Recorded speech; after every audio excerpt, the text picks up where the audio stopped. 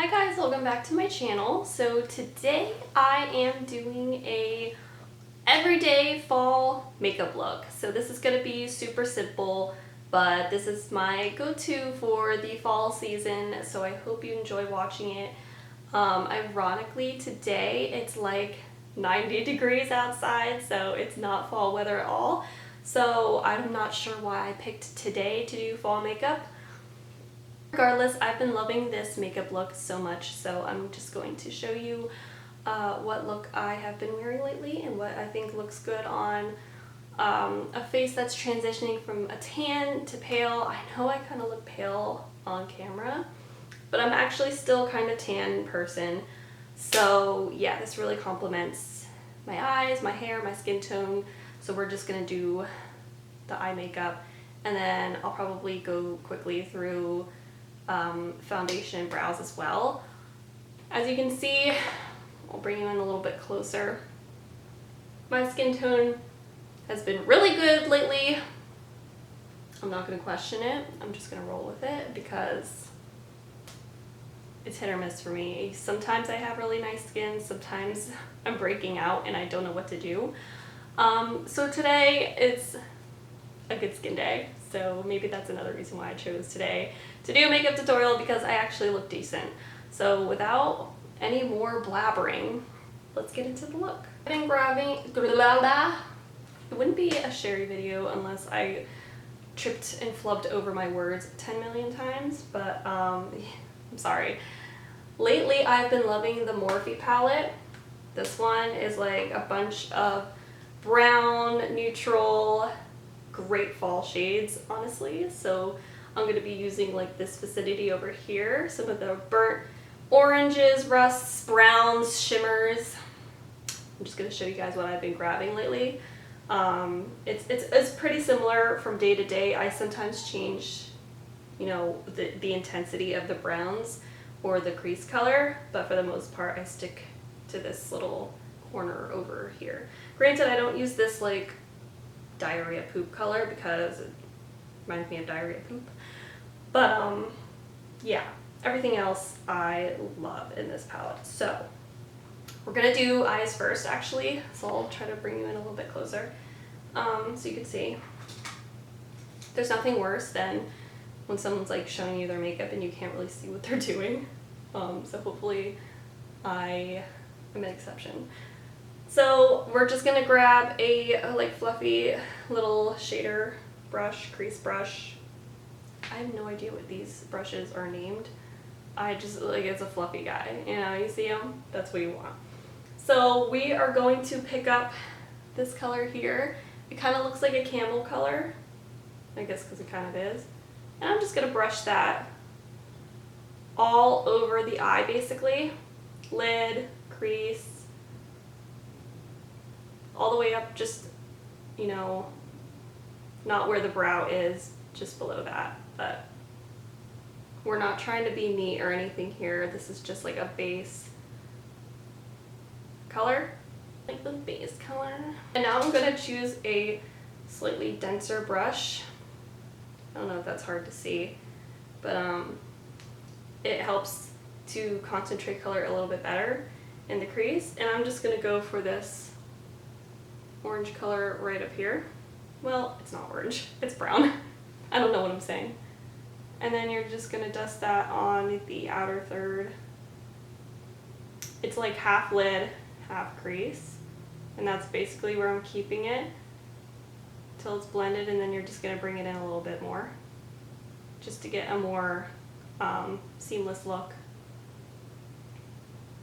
I'm like, which color did I grab again? Sometimes that's a struggle for me, and I'm like working with different colors on each eye.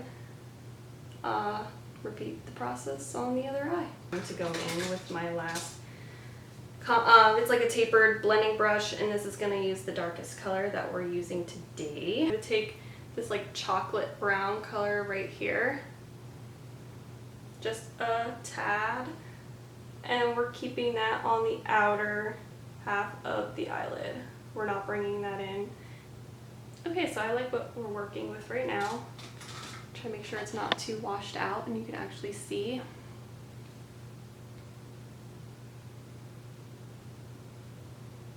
Now we're going to bring those colors underneath just to balance out the lower lash line. So I like to take a little smudger brush. If you can see, he's like a little mountain, a little hill. And we're going to mix the first two colors.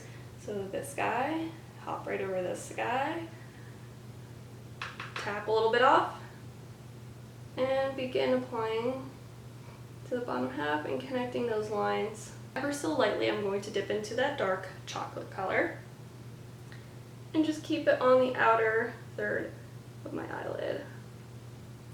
Just helps to tie in the makeup look a little bit better, look a little bit more balanced. Balance is key. But you don't want to close up your eyes. You don't want it to look too closed up and like circular. Like back in the day when we used to line our when we used to line our eyes with dark, harsh eyeliner. What were we thinking? So I'm going to go in with this champagne-y color. We're going to keep it a little bit lighter today. So I usually take like a flat eyeshadow brush. There's like two flat sides, a little bit tapered. And don't do this, I'm disgusting, but I lick it so it's more color intensity. And then I just pack that on. I take what's left and just put some on the inner corner, a little bit up here near the brow, just to kind of give some highlight there. And then the last step is to just kind of blend everything through. Make sure there's no harsh lines.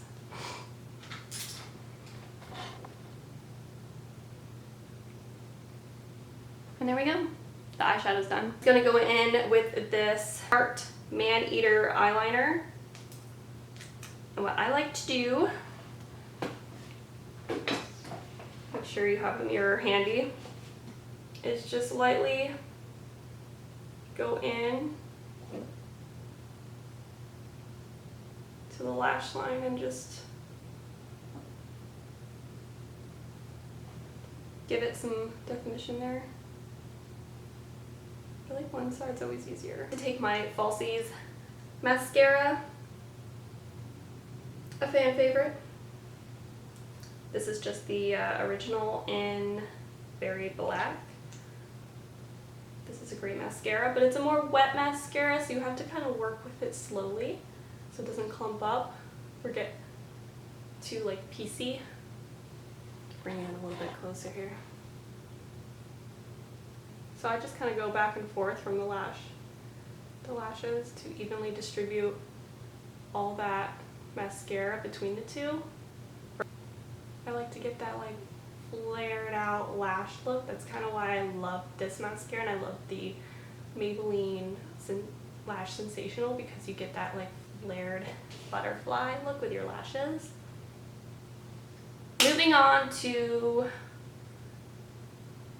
brows. I'm actually going to skip foundation because I like my skin today and I don't want to mess with it. So my advice to you is, if you're having a good skin day, don't mess with it. Just embrace it. You know what I mean? Embrace that natural beauty. Some flaws are just fine, you know. So I take the Morphe palette and I actually use my brow colors in here. So I go with these two dark colors because my hair is pretty dark right now.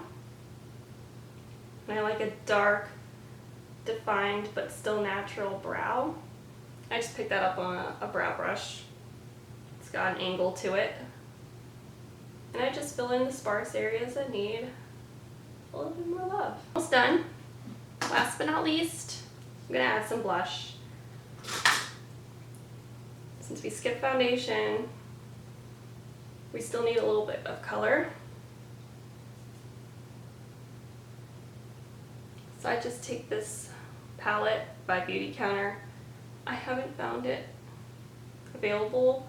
I don't think they make this one anymore, but I'm just taking it on a Real Techniques brush. I use this for my blush. And that is it. So I hope you guys liked this tutorial, or this get ready with me, or just like, I don't know what you call it, but I hope you guys liked it. I hope you guys liked how this makeup turned out. It is giving me all the fall vibes. But yeah, thank you guys so much for watching. I hope you enjoyed it, and I hope you're enjoying fall and getting all those fall festivities and pumpkin spice everything in as best as you can. I know I'm enjoying the pumpkin spice coffee myself. Yeah, I don't go too crazy, but I do like some of the you know, fall activities and fall drinks and desserts and things like that. So yeah, if you love fall, be sure to give this a thumbs up, and don't forget to subscribe before you head out. And yeah, until I see you guys in my next video, bye.